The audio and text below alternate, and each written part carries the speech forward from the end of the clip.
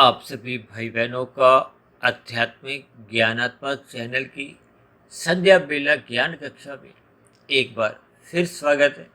आज की चर्चा का विषय है परमात्मा को लूटो, संसार को नहीं। अन्यथा तीन बिंदु लगाते हुए हमने एक प्रश्न चिन्ह लगाया है, क्योंकि आज की जो वीडियो के जो जितने भी एक शब्द हैं, इसमें नहीं शब्द और एक प्रश्न चिन्ह, इसको हमने काले रंग से दर्शाया है।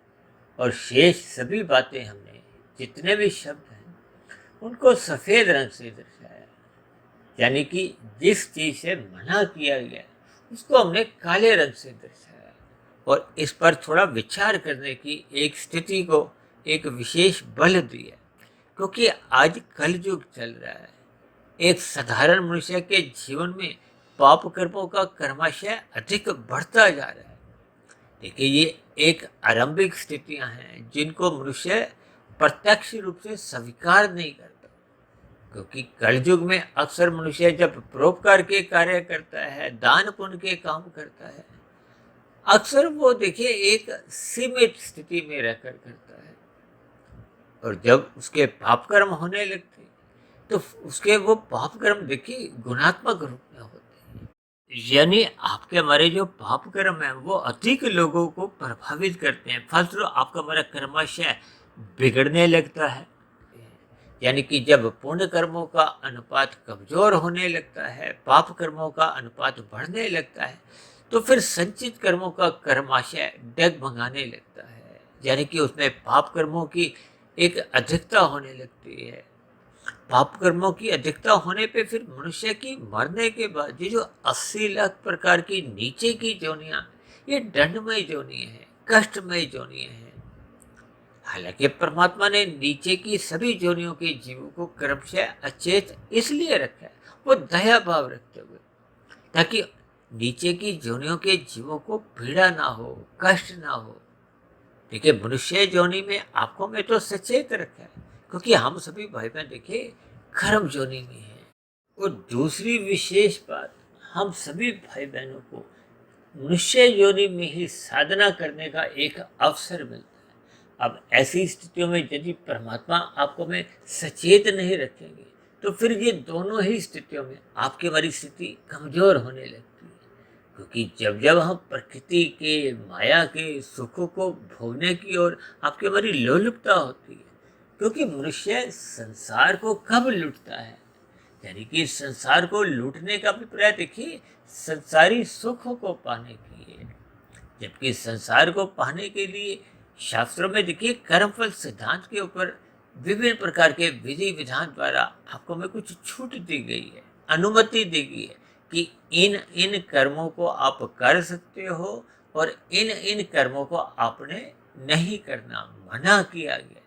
मना किसका किया गया? जैसे यातायात के नियमों में देखिए कुछ निषेध कर्म है, उनके अक्सर देखिए यातायात में रास्ते में सड़कों पे बोर्ड लगे होते हैं ना कि ये आपने नहीं करना, ये दाएं हाथ को आपने ऐसे मुड़ना नहीं है, इतनी गति से अधिक अपने वाहन को चलाना नहीं है, लाल बत्ती पे रुकना है, जो जीब्रा क्रॉसिंग है उससे आगे अपने वाहन नहीं ले जाना। देखिए, ये सभी स्थितियां मात्र एक समझने के लिए।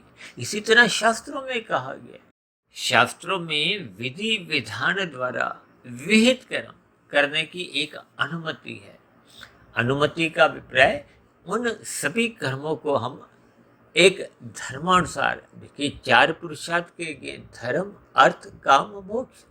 मोक्ष तो देखिए एक अंतिम स्थिति है, एक लक्ष्य आप समझ सकते हो। मुख्य रूप से आपके बड़े पुरुषार्थ के अर्थ और काम, ये एक जोड़ा है। धन किस लिए चाहिए? एक भूखे इच्छाओं की पूर्ति के लिए, आवश्यकताओं की पूर्ति के लिए। और धर्म प्रथम स्थान पे इसलिए रखा गया कि आप और हम अपने मिले हुए जीवन में राजसी या सात्विक पुण्य कर्म करें। देखिए, रजोगुण में रहते हुए जब हम पुण्य कर्म करते हैं वो साधारण पुण्य कर्म माने जाते हैं, जिसमें हम अपने सुख को सुनिश्चित करते हुए अन्य जीवों को दुख भी नहीं देते, सुख भी नहीं देते। जबकि सात्विक कर्म राजसी पुण्य कर्मों से श्रेष्ठ माने गए, क्योंकि रजोगुण से सत्वगुण अपने आप में ही श्रेष्ठ गुण है। जब हम कहते हैं ना तमोगुण से 10 गुना अच्छा रजोगुण है, रजोगुण से 10 गुना अच्छा सत्वगुण। और कहीं कहीं हम अपनी चर्चाओं में अक्सर कहते रहते हैं कि सत्वगुण से भी 10 गुना अच्छा विशुद्ध सत्वगुण है। विशुद्ध सत्वगुण, जैसे हम कहते हैं ना शुद्ध घी, देखिए प्रकृति में शुद्ध सत्वगुण का अभिप्राय ब्रह्म मुहूर्त से लिया जाता है। और ये जो आज हमने लिखा है ना परमात्मा को लूटो, देखिए परमात्मा को लूटने का जो एक अनुकूलतम समय होता है वो ब्रह्म मुहूर्त का समय होता है। जब हम संसार को लूटते हैं, संसार को लूटने का अभिप्राय क्या है कि जब मनुष्य रजोगुण की स्थितियों में होता है, तमोगुण की स्थितियों में होता है, यानी कि जब मनुष्य जागृत अवस्था में होता है। क्योंकि मनुष्य योनि में हम सभी भाई बहनों पे कर्मफल सिद्धांत की जो स्थितियां हैं वो सदा ही लागू रहती हैं। जैसे हम यातायात में अपना वाहन चलाते हैं तो यातायात के नियमों का आपको हमें पालन करना होता है, ठीक इसी तरह कर्मफल सिद्धांत की बारीकियों का भी आपको हमें ज्ञान होना चाहिए। इसलिए तो आपको हमें सदा परमात्मा ने सचेत रखा हुआ है। और सचेत रखने की स्थितियां ये तब मजबूती में आती हैं जब हम सत्संग करते रहते हैं। क्योंकि जब तक हम सत्वगुण का संग नहीं करते, ज्ञान में स्थिति आपकी हमारी मजबूत नहीं होती। क्योंकि जब हम रजोगुण में गिर जाते हैं तो आपका हमारा ज्ञान थोड़ा धुंधला होने लगता है। देखिए जैसे धुंध में आपको हमें अधिक दूरी का नजर नहीं आता, यानी कि आज जो हम कर्म कर रहे हैं उसका भविष्य में क्या फल आएगा, इतना आपको में कोई विशेष ज्ञान नहीं होता। विशेष ज्ञान ना होने का कारण क्या है? जैसे धुंध में हम गाड़ी चलाते हैं तो आपको अधिक दूरी का नजर नहीं आता। ये जो कर्म और फल के बीच में, देखिए शब्दों में तो कर्म के साथ फल जुड़ा है, इसका भावार्थ क्या है कि कर्म पहले किया जाता है, फल बाद में मिलता है। जबकि वास्तविक सच्चाई में देखिए इनके एक अलग भावार्थ भी है कि कर्म जो आज हम कर रहे हैं वो एक बीज है, और बीज और फल में देखिए एक समय का अंतराल है। समय का अंतराल का अभिप्राय देखिए कुछ बीजों का फल हफ्ते में आ जाता है, कोई महीने में, कोई सालों में, और कुछ किए गए कर्मों का फल देखिए मनुष्य योनि में संभव ही नहीं है। ये विभिन्न स्थितियां देखिए कर्म फल सिद्धांत की बहुत ही बारीक स्थितियां हैं जिन पर जब हम शास्त्रों का सूक्ष्म अध्ययन करते रहते हैं, शोध करते रहते हैं, तो फिर जब मनुष्य को इन बारीकियों का बोध होने लगता है। स्वयं श्री किशन जी ने गीता में कहा है कि अच्छे अच्छे बुद्धिमान भी ये कर्म की बारीकियों को समझ नहीं पाते। और परमात्मा के आशीर्वाद से लगभग पिछले 4.25 वर्षों में जो हमने 1600 से अधिक वीडियो प्रसारित की हैं, इनमें देखिए 250-300 वीडियो तो प्रत्यक्ष रूप से ही हमने कर्मों के ऊपर रखी है। क्योंकि कर्म की बारीकियां बहुत ही बारीक हैं। मैं भी देखिए समझाते समझाते कुछ मन में नए विचार आते हैं, नए विचार आने से वो नए वीडियो का एक विषय बन जाते हैं। क्योंकि आज हमारा देखिए विषय क्या चल रहा है, परमात्मा को लूटो। अब परमात्मा को लूटने शब्द को भी हमने देखिए सफेद रंग से दर्शाया, क्योंकि स्वयं परमात्मा कहते हैं कि आप मुझे लूटो। लूटो का अभिप्राय अपना ज्ञान बढ़ाओ, अपनी भक्ति बढ़ाओ। ये जो कर्म फल सिद्धांत से ऊपर की जो एक स्थिति है जिसको भगवान श्री कृष्ण जी ने गीता में कर्म जो, ज्ञान जो, भक्ति जो की स्थितियां समझाई, यानी कि हम परमात्मा को लूटने का यहाँ अभिप्राय योग की स्थितियां बनाने से। देखिए जिसका हम संग करते हैं फिर उसका आपको हमें एक संग का रंग कहो। देखिए जिस गुण से हम जुड़ते हैं, इस बात को आप एक उदाहरण से समझो। देखिए पृथ्वी, जल, अग्नि, वायु, आकाश, जिनका आपका हमारा ये स्थूल शरीर बने, ये भौतिक तत्व हैं। इन भौतिक तत्वों के अपने अपने गुण हैं। जैसे पृथ्वी का गुण क्या है? गंध, जल का रस, अग्नि का रूप, वायु का स्पर्श और आकाश का शब्द। अब उदाहरण के लिए देखिए हम चाय बनाते हैं। अब जल का अपना गुण तो देखिए एक तरलता है, और अग्नि का अपना गुण देखिए एक दाहकता है। जब हम चाय बनाते हैं तो उसमें उबाल तभी आता है जब जल का एक अग्नि से संग होता है। हम गैस का स्टोव या कुछ भी जलाते हैं तो वो अग्नि का संग जब जल के प्रभाव में आने लगता है, यानी कि जल का और अग्नि का जब संग होता है तो उसका प्रभाव कहो, रंग कहो, वो जल में दिखने लगता है। ठीक इसी तरह हम सभी आत्मा केवल ज्ञान स्वरूप है, जबकि परमात्मा एक अनंत स्वरूप सत्ता है, सच्चिदानंद कहा जाता है। आनंद में देखिए चित्त भी रहता है, जैसे कहते हैं ना सच्चिदानंद, आनंद में चित्त रहता है, चित्त सदा बना रहता है। इसलिए देखिए आत्मा भी एक नित्य तत्व है, परमात्मा तो देखिए नित्य तत्व है ही। और ये जो प्रकृति के 3 गुण हैं ये भी नित्य हैं, लेकिन ये जड़ हैं।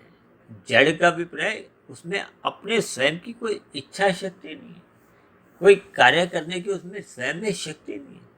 ये जो हम कहते हैं ना प्रकृति परिवर्तनशील है, ये परमात्मा की ब्रह्म शक्ति पाकर ये एक यंत्र रूप में इसमें क्रियाएं दिखती हैं गुणों के अनुसार, तमोगुण, रजोगुण, सतोगुण। देखिए तमोगुण को पदार्थों से जोड़ा जाता है, रजोगुण को क्रिया से जोड़ा जाता है और सतोगुण को ज्ञान से जोड़ा जाता है। इन सभी स्थितियों पर अक्सर हम चर्चाएं करते रहते हैं, क्योंकि परमात्मा एक आनंद स्वरूप सत्ता है और हम सभी आत्माओं का स्वभाव क्या है, सदा ही सुख की ओर ले जाते हैं, यानी कि सुख पाने की एक प्रवृत्ति है और दुख से आपके हमारी एक निवृत्ति है, क्योंकि ये आत्मा का स्वभाव है। अब नीचे की जोनियां जो पशु हैं, पक्षी हैं, कीड़े मकोड़े, इनका भी यही स्वभाव है, क्योंकि उनमें जीवात्मा का वास है, आत्मा का वास है। यानी कि आत्मा का स्वभाव ही है कि वो सदा ही आनंद की तलाश चले। और ये जो माया है ये तो द्वैत है, सुख दुख कर्मों के आधार पर मिलता है। फिर भी इस जड़ माया में देखिए आनंद की स्थितियां है ही नहीं, फिर भी हम देखिए आनंद किस में ढूंढते हैं, संसार में। संसार का अभिप्राय माया में। जब हम संसार में अन्य मनुष्यों के फलों को चुराते हैं, इसका अभिप्राय क्या है कि हम संसार को लूटते हैं। ये जो चोरी, डकैती, हेरा फेरी, छल कपट, ठगी, ये सभी स्थितियां क्या है कि हम पाप कर्म क्यों करते हैं, संसारी सुखों को पाने के लिए। इसलिए तो आज हमने वीडियो का नाम ही क्या रखा है, परमात्मा को लूटो, क्योंकि हम अंतोगत्वा तो देखिए आनंद की प्राप्ति करना चाहते हैं और आनंद इस माया में है ही नहीं। और फिर भी अज्ञानतावश मनुष्य संसार में एक अन्य मनुष्यों को लूटता है। इसलिए हमने आज यहाँ वीडियो का नाम क्या रखा है, परमात्मा को लूटो, संसार को नहीं। नहीं शब्द पर हमने अधिक जोर दिया है काले रंग से दर्शाते हुए। अन्यथा हमने देखिए एक चेतावनी सी दी है, उसके आगे 3 बिंदु लगाते हुए एक प्रश्न चिन्ह काले रंग से लगाते हुए, ताकि हम इससे बचें। क्योंकि ये जो नीचे की 80 लाख प्रकार की जोनियां हैं, ये भी जब मनुष्य जोनि में थी, इन्होंने भी संसार को लूटा था। संसार को पाने के लिए इन्होंने अनीतिगत कार्य किए थे, अन्य मनुष्यों के साथ छल कपट, ठगी, हेरा फेरी की थी। आज एक साधारण मनुष्य जब देखिए अपनी जीविका के स्वाद के लिए पशुओं की हत्या करता है, ये मांसाहार भोजन का आपका में शास्त्रों में कहीं भी देखिए अनुमति नहीं दी जाती, ये एक पाप कर्म है। फिर भी मनुष्य अपने जीविका के स्वाद के लिए करता है, यानी कि मनुष्य संसारी सुखों को भोगने के लिए संसार को लूटता है। ये संसार में जो 24/7 की जो एक स्थिति है, ये विषय भोगों की है। सातों दिन 24 घंटे मनुष्य अधिक से अधिक विषय भोगों का सुख लेना चाहता है। शास्त्रों में इन्हीं देखिए 5 भोग विषय के, गंध, रस, रूप, स्पर्श, शब्द, और 5 आपके हमारे स्थूल शरीर की ज्ञानेंद्रिय है, नाक, जिह्वा, आंख, त्वचा, कान। इन 5 ज्ञानेंद्रियों से हम 5 भोग्य विषयों का सुख भोगना चाहते हैं और इन्हीं के लिए हम कर्म करते हैं। हाथ, पैर, वाणी, लिंग, गुदा, ये 5 कर्मेंद्रिय हैं। लेकिन जब ये सही दिशा में नहीं चलती, यानी कि जो धर्म प्रथम स्थान पे रखा गया है, जब धर्म प्रथम स्थान से हट जाता है, हम अर्थ और काम के लिए अनीतिगत कार्य करते हैं। देखिए जब धर्म प्रथम स्थान से हट गया तो इसका अभिप्राय क्या है कि हमने शास्त्रों के विरुद्ध जाते हुए संसार को लूटा। संसार को लूटने का अभिप्राय जो आपके हमारे फल थे नहीं, हमने उनकी चोरी की, हमने उनकी एक डकैती मारी।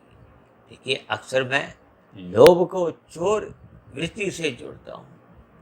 और संग्रह वृत्ति को हम डाकू की स्थिति से, डकैत, देखिए ये सभी स्थितियां मात्र एक भावार्थ समझने के लिए, ताकि आपके हमारे अंतःकरण में ये शब्द कुछ चोट करें, ताकि हम बुराइयों से बचें, हम अपने मिले हुए जीवन में संसार को लूटने से बचें। क्योंकि हम अपने मिले हुए जीवन में जैसे जैसे कर्म करते हैं उनका कर्माशय बनता है। हालांकि मनुष्य अक्सर, ऐसा मेरे स्वयं का अनुभव है, अनुभव का अभिप्राय, ये देखिए हम शास्त्रों का जितना जितना अध्ययन करते हैं तो फिर शास्त्रों की जो एक गूढ़ रहस्य है वो आपको हमें समझ में आने लगती है।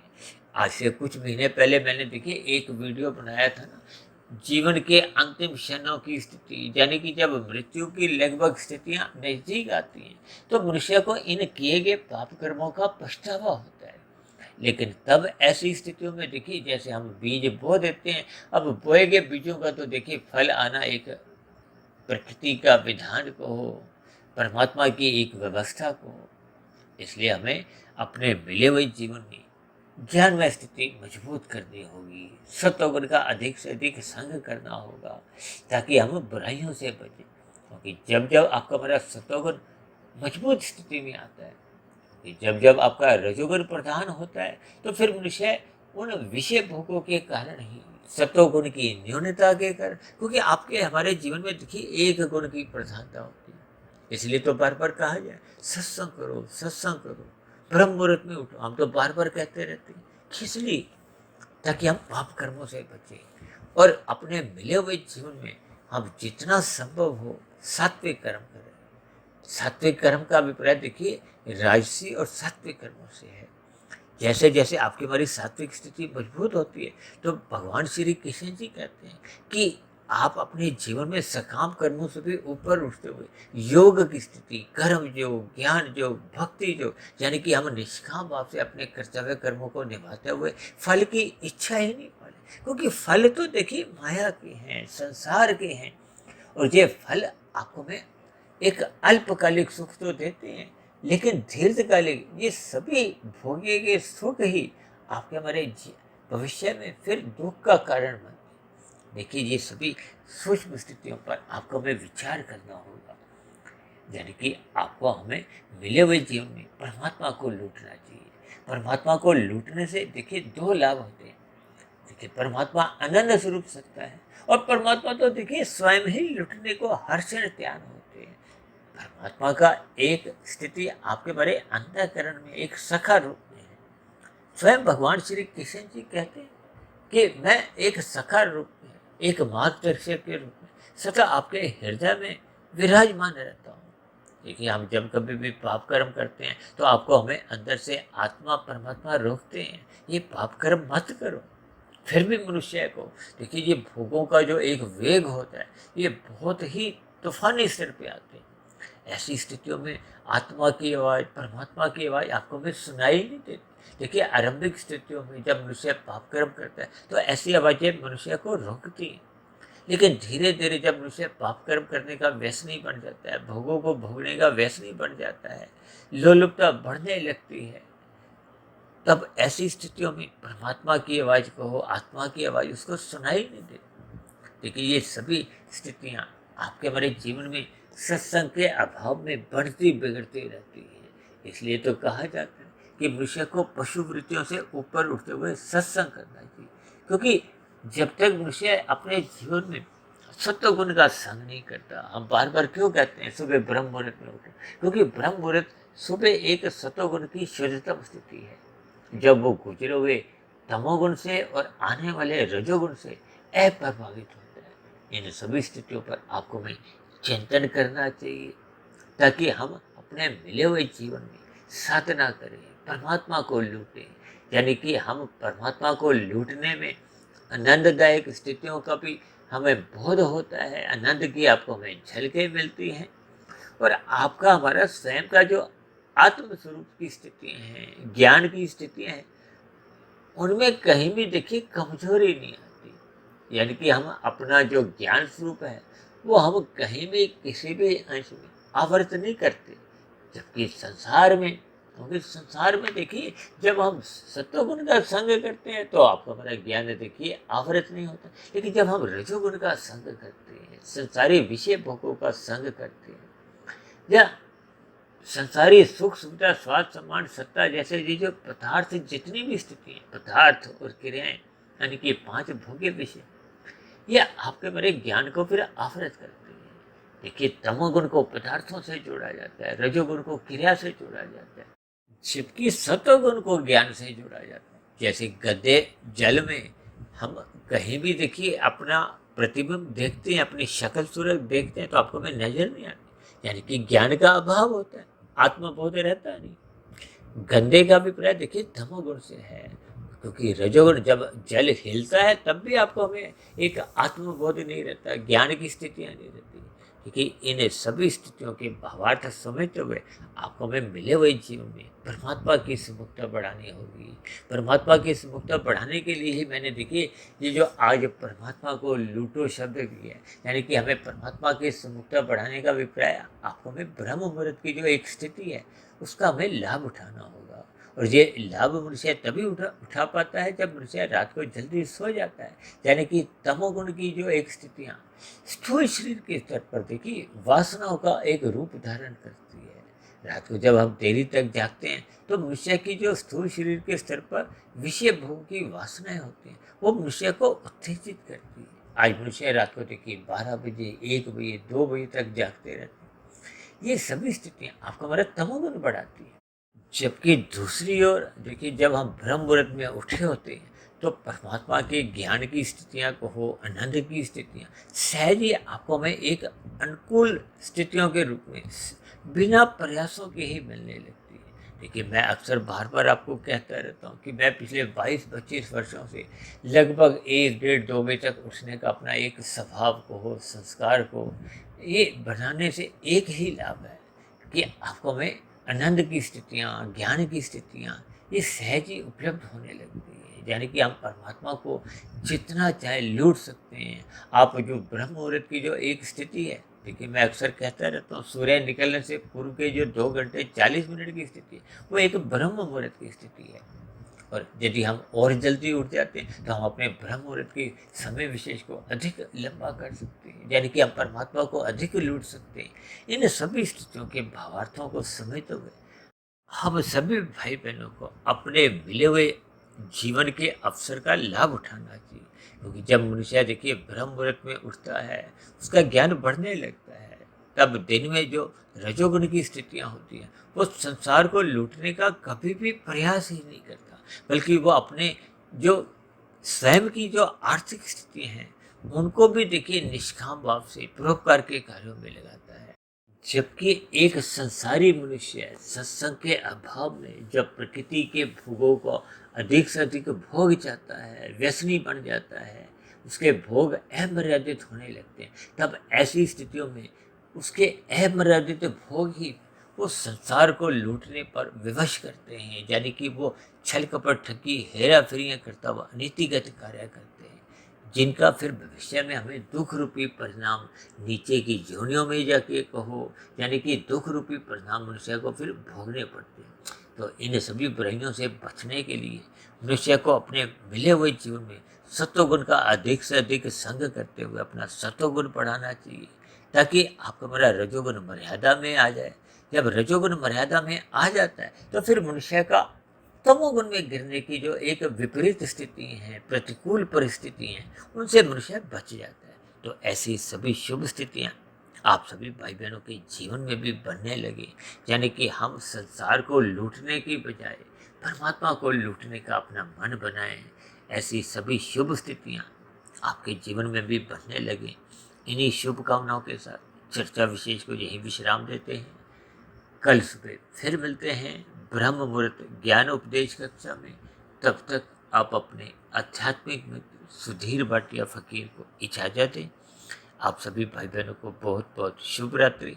और सुबह ब्रह्म मुहूर्त में उठने के लिए, परमात्मा को लूटने के लिए आप सभी भाई बहनों को बहुत बहुत शुभकामनाएं। फिर भी चर्चा संबंधित आपके मन में कोई प्रश्न उठ रहा हो, कोई मेरी कही गई बातों पर आपको कोई आपत्ति हो, तो नीचे दिए गए कमेंट्स बॉक्स पर आपके प्रश्नों का, आपके सुझावों का और आपकी शिकायतों का सदा ही स्वागत है।